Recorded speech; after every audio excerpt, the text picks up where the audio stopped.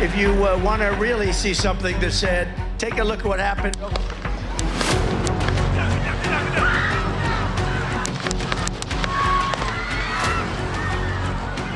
Los Estados Unidos atraviesan una de sus mayores crisis políticas y el sábado pasado estuvieron a un paso de una catástrofe de consecuencias impredecibles con el intento de asesinato del expresidente y candidato republicano Donald Trump en el último acto de campaña electoral en Butler, Pensilvania. Allí, apenas iniciado su discurso, Thomas Matthew Crooks, un joven de 20 años, disparó varias veces contra Trump con un fusil AR-15 desde el techo de un galpón ubicado a 150 metros del escenario. En una secuencia que duró pocos segundos, un movimiento de cabeza salvó milagrosamente la vida de Trump. La ráfaga lo alcanzó en la oreja, mató a un asistente al acto e hirió de gravedad a otros dos, en tanto el atacante fue eliminado por francotiradores del Servicio Secreto, la unidad encargada de proteger a los presidentes estadounidenses. El intento de magnicidio que marca el retorno de un tipo de violencia política ausente por décadas en los Estados Unidos fue condenado por el presidente Joe Biden, pero el episodio generó además varias preguntas que hasta hoy no tienen respuesta. La primera es cómo pudo el tirador acceder a una posición en línea directa con el estrado sin ser detectado. Testigos presenciales corroboraron que fueron varios quienes lo vieron armado en el techo antes de los disparos y lo denunciaron a la policía. He had a rifle. We could clearly see him with a rifle. Absolutely. We're pointing at him.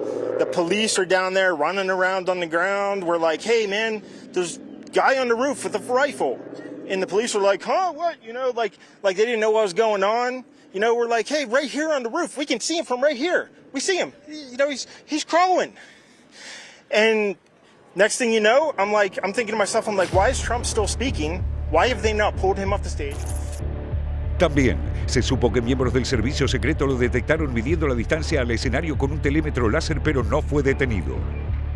Las otras preguntas tienen que ver con sus motivos para matar a Trump. Crooks no tenía antecedentes criminales, problemas mentales, una ideología conocida ni actividad relevante en redes sociales.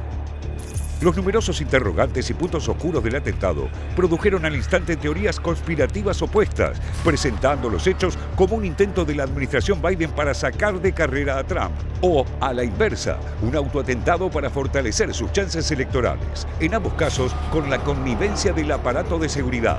Pero la pregunta más importante es de qué forma y en qué grado incidirá este episodio en la campaña electoral. Por el momento, las encuestas post-atentado no reflejan grandes cambios y la ventaja del magnate sería mínima. Un sondeo de Ipsos Reuters otorga 43 puntos a Trump y 41 a Biden. Otra de Forbes Harris X le da 51 puntos a Trump y 49 a Biden. Una diferencia de solo 2 puntos.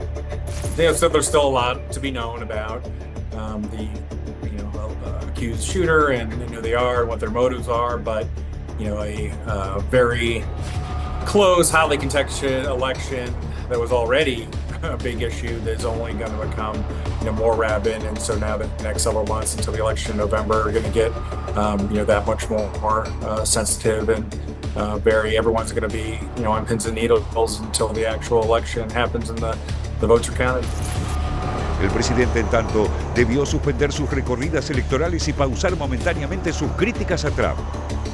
Pero en el Frente Demócrata, el debate sobre un eventual reemplazo de su candidatura sigue arreciando. Biden intentó aplacar a quienes le piden que dé un paso al costado, asegurando que solo lo haría si los médicos le diagnosticaran alguna afección.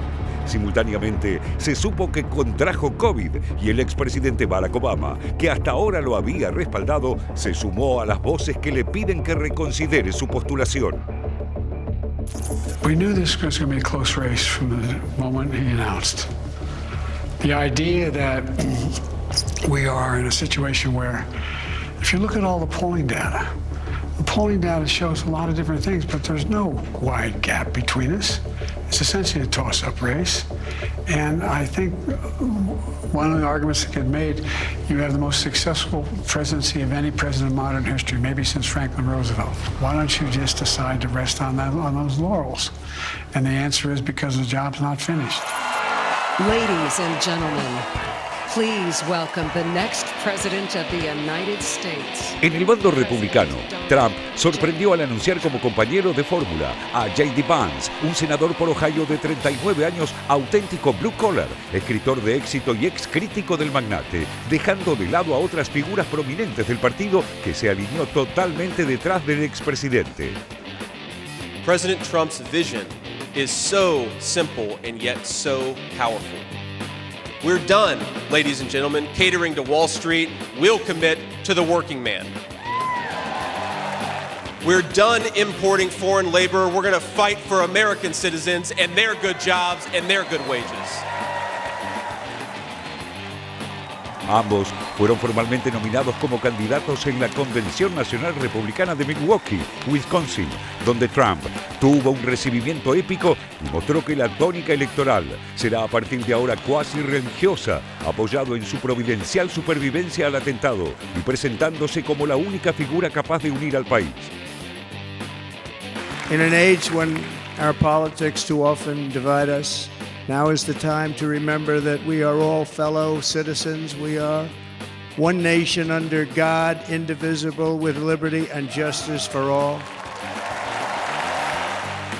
And we must not criminalize dissent or demonize political disagreement, which is what's been happening in our country lately at a level that nobody has ever seen before.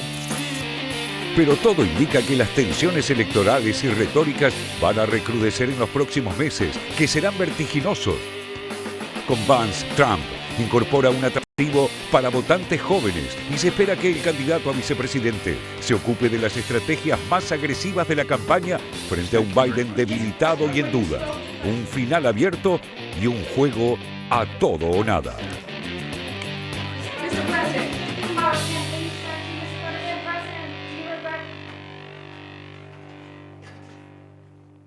Bueno, allí en este informe especial hacíamos mención al atentado sufrido por Donald Trump el sábado pasado, pero también lo sucedido en las últimas horas anoche en la convención, proclamado finalmente candidato a la presidencia de los Estados Unidos. Pero rápidamente aquí tenemos parte de la historia, ¿no? Los presidentes estadounidenses que fueron justamente asesinados. Nos remontamos a 1865, estamos hablando de Lincoln, 1881 a Garfield, allí McLean en 1901, en 1963 Kennedy. Bueno, parte de la historia de los Estados Unidos. Y ahora vamos a repasar, son tres exactamente, los mandatarios que sufrieron intento de atentado, que fueron heridos. Bueno, el último fue Donald Trump el sábado pasado, no cumpliendo mandato, pero sí como candidato a presidente. Roosevelt en 1912, Reagan en 1981, bueno, y el 2024,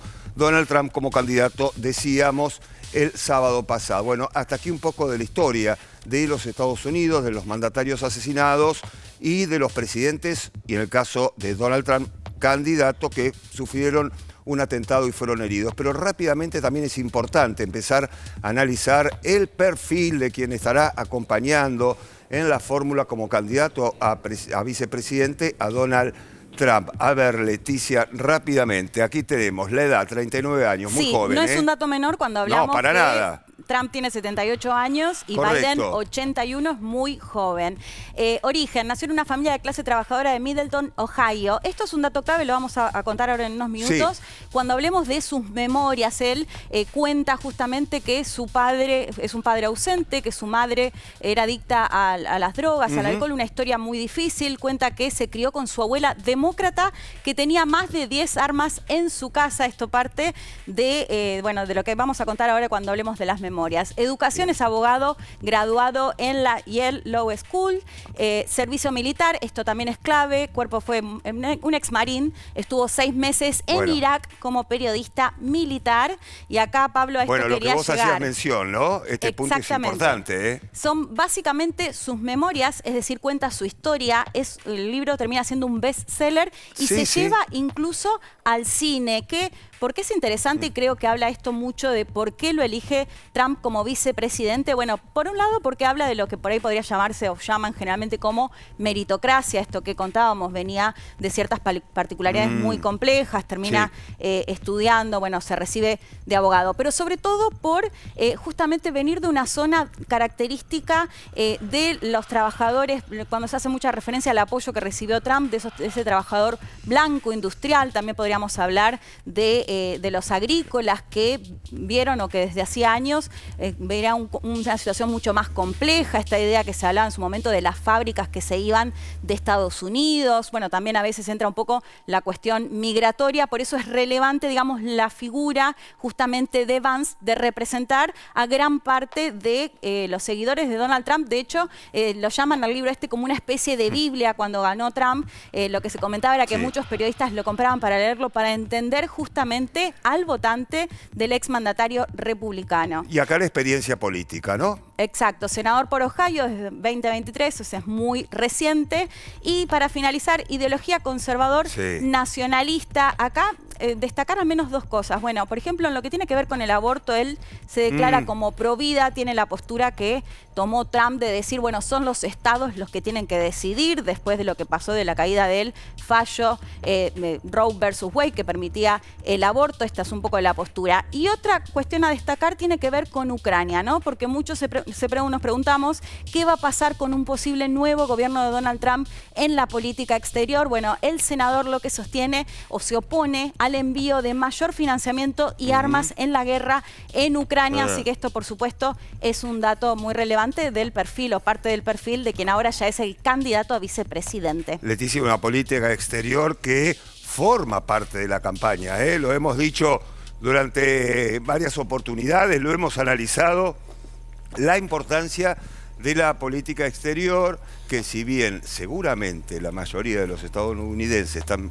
queriendo escuchar propuestas de qué va a suceder con el país, básicamente también la política exterior forma parte de la agenda y de los debates y también de las opiniones, pero solamente en esto lo vamos a centrar en los candidatos, ¿no? Parecería que el estadounidense está más esperando otro tipo de anuncios. Sí, que se interesa más por la política claramente doméstica. Totalmente, sí, exactamente, claro. Pero bueno, por supuesto, al ser justamente Estados Unidos y la importancia que tiene a nivel internacional, de hecho, bueno, justamente yo decía que es relevante ver, o uno de los cuestionamientos tiene que ver con un posible gobierno de Donald Trump. ¿Qué pasa en ese contexto? Porque además recordemos que también fue muy crítico de la OTAN, muy crítico de los países miembros de la OTAN que no llegan a ese 2% del gasto en defensa del PBI, entre otras cuestiones. Por eso destacaba justamente la elección de este vicepresidente, que además, Pablo, para sumar también algo relevante a ver qué pasa, fue que se alejó, digamos, de Mike Pence, que fue el vicepresidente de Donald Trump,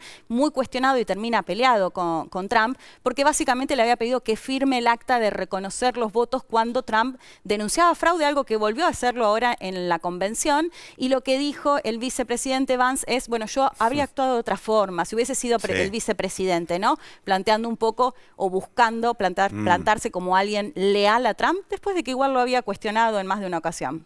Bueno, una campaña que está nutrida justamente por estas cuestiones. Obviamente el tema central, y se está viendo las encuestas, sobre todo aquellas mediciones que se realizaron después del atentado contra Donald Trump, están marcando una diferencia en la candidatura de Trump, y también hay que prestar mucha atención a lo que va a pasar con Biden. Bueno, por aquí formará parte el diálogo que en minutos mantendremos, como le habíamos adelantado, con dos invitados de lujo. Lujo, Lujo Pablo. total, ¿eh? Sí.